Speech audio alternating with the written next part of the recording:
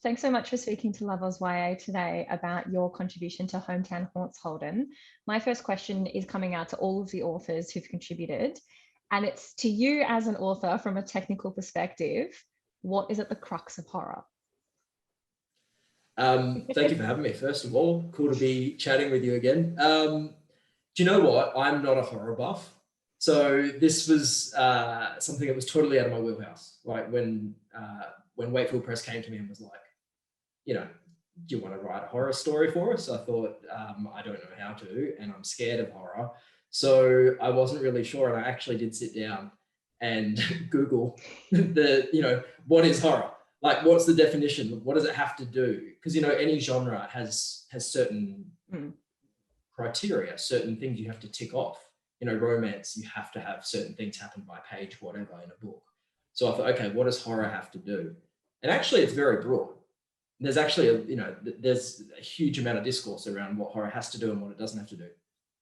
At the core of it, it had to be something that disturbed, and there had to be some element of fear involved. So to me, that was the main thing to think about evoking, was that if I write a story that's going to be termed horror, even if mine is maybe horror adjacent, as opposed to jump scare, monstery horror, I thought it's got to invoke fear and it's got to disturb.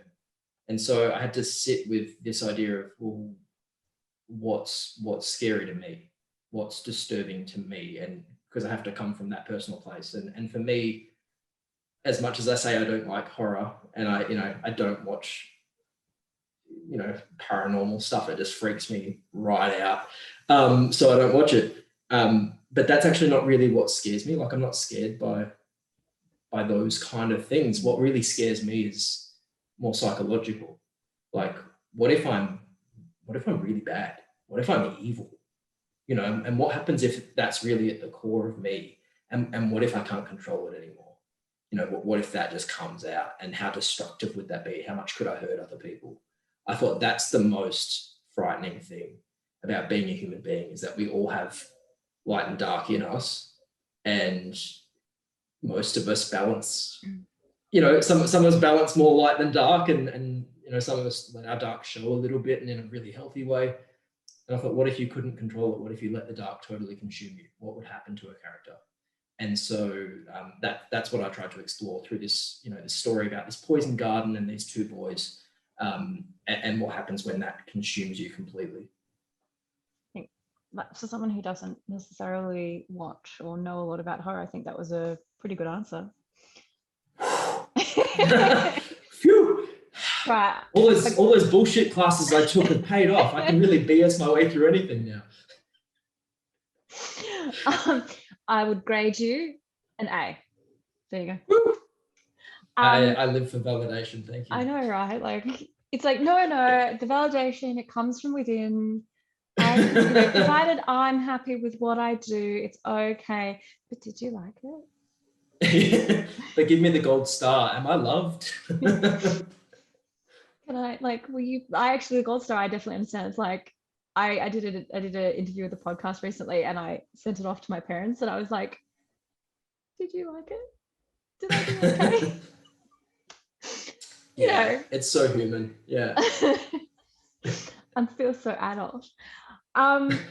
So in relation to your story in particular, I'm really interested in the horticultural imagery which was at the center of it. Obviously horticultural imagery and language and the motif, it has a really rich history within the literary canon of signalizing a lot of things. You talk at one point about lilies are what you send people when they're dead, what color a particular flower is symbolizes something else.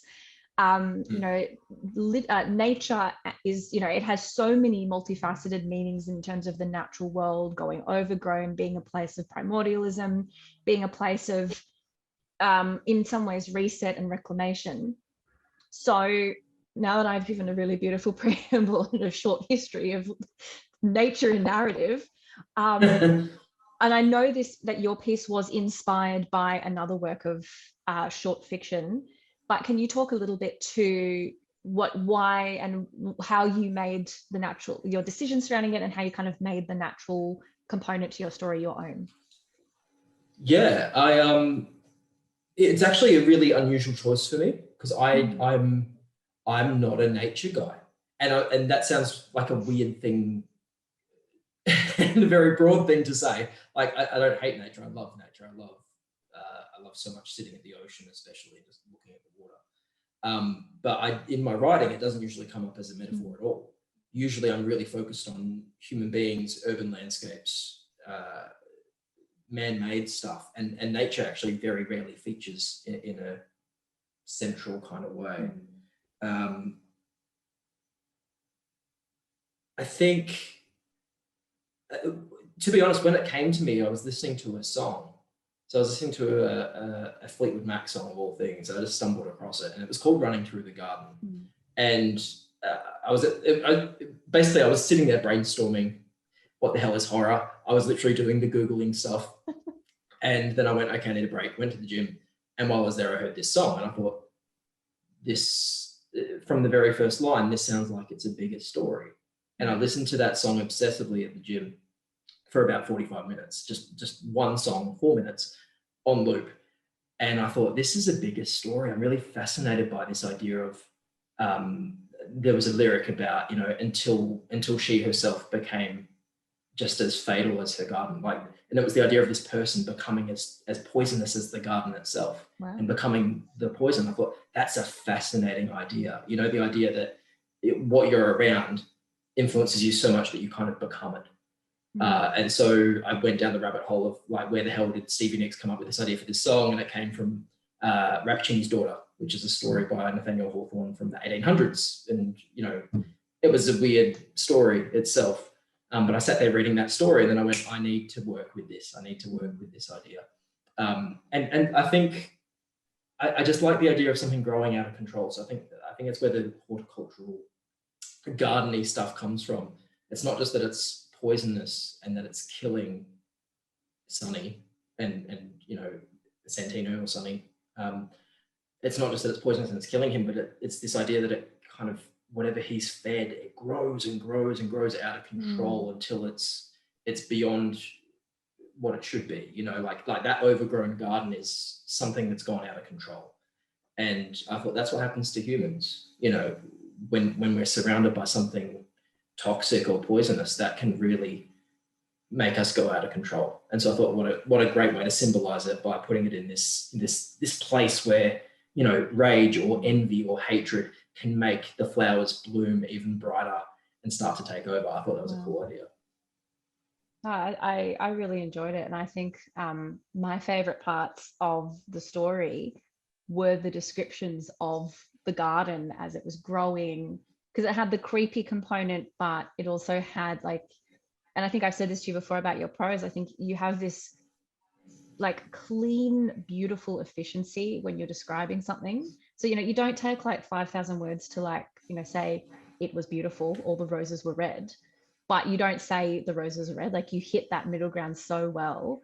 And so those descriptions of that supernatural component with the beauty, the duality of the beauty and the tragedy in some ways, I suppose. I think that was the bits of the story that I loved the most and I enjoyed being in, if you will, the most as an environment. So I think you did it. I think you hit the nail on the head. That's so cool. I have to be honest, the first draft I think was 11,000 words. It was a really, really long short story, and I probably did initially go, the roses are very red. But that's what a good edit will do, a good edit will hack it down to just what needs to be said. And to be honest, when I'm editing, it usually does go down in half.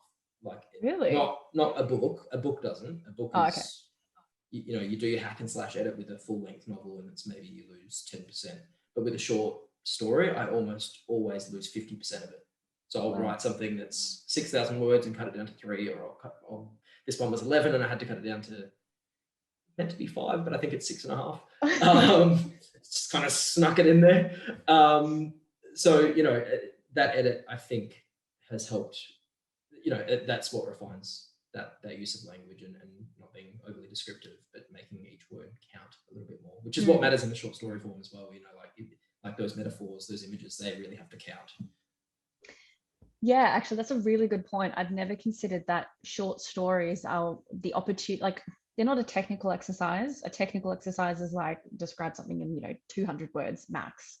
But I think where it's like explicit literary devices, which in novels we, I think, implicitly draw upon, or sometimes explicitly, but it's often a more implicit act. In a short story, you have to explicitly draw upon it in order to say more than you've just said. That's a really interesting observation, actually. Yeah. So did you have a coda there? So Did you have a coda there to add on to my comment? no, I think I was just going to say, that like I do think short story writing is harder than a novel in a lot of ways. Oh, yeah. Like it does require so much restraint, so much deliberate selection of words, of images, and so it does become, as you say, a very explicit choosing of what's going to be in and what's going to be out. Yeah, I don't like writing short stories. I actually refuse, like a child. It's hard, man. It's hard. Just let me have my novel. Let me have my one idea that I tease out over 70,000 words. Don't make me have like one idea of it. It's too much, too difficult. Yeah, like a little child. No. So I'm trying to get to the wrap-up question. So The Brink is coming out in January 2022. It was going to, when we very first talked about it. That was the idea. It's now coming out in August. So it's another 9 months away. No, that can't be right. Yeah, about 9 months away. Do you know how upset I am by that? Oh, really? I'm so sorry. If you rewatch the video, you're going to watch my face crumple in real time. I am. I'm watching it. I'm thinking, oh my God, what have I done? No, it's actually a really good thing. It's a good time of year to bring a book out in August. And with the Brink in particular, once I start talking about what the story actually is, I think people will understand why it's coming out in August. It's a good time of year to bring out that particular story. So it's soon, but it's not as soon as you'd hoped. So I was so excited. I was like, yeah, January is going to be a great month and all that's coming out. I've got Holden's book to look forward to. So I'm just going to have to. Yeah, so go on. I was going to say, is there anything else coming out in the interim? I was going to say, I do have a couple of things, but I'm just thinking if I can talk about them, and I can't talk about any of them. But I do have about 3 different things happening in the first half of next year. So that's cool. There'll be a couple. That's enough. There'll be a couple of. Okay. Couple of things to look out for before the Brink hits. So that's pretty cool. Maybe they'll keep people, the appetite's wet until, the Brink lands. I was going to say to keep them from just like crumpling with the news. I've never felt more personally responsible for devastating someone's feelings about my book than I just did. I'm really sorry. I didn't mean to. Do you know what? It's actually a really good thing as well. I hope it will be. Just the way the world has been this past 2 years, frankly, I'm the further back we push something like that, I'm kind of okay with it, because it's having a book that came out just before the pandemic. Yeah, I got about 2 months of proper good promo in, and then kind of everything went to hell. And I've had a lot of mates who've released their books, released their debuts even, especially in the YA space, and it's been during the pandemic, and they can't do in-store signings, they can't do events, and that's been hard. And so, I don't know. I mean, no one knows what 2022 will bring, but I'm thinking just the further back it goes, hopefully the more normal the world will be. So I'm pretty comfortable with it coming out in August. Yeah. That's fair. Won't be that long. I swear. Hopefully it will bring you to Melbourne. That's what I'm hoping. Guaranteed. I'll be hitting the East Coast for sure. Okay, beautiful. Assuming I can get in.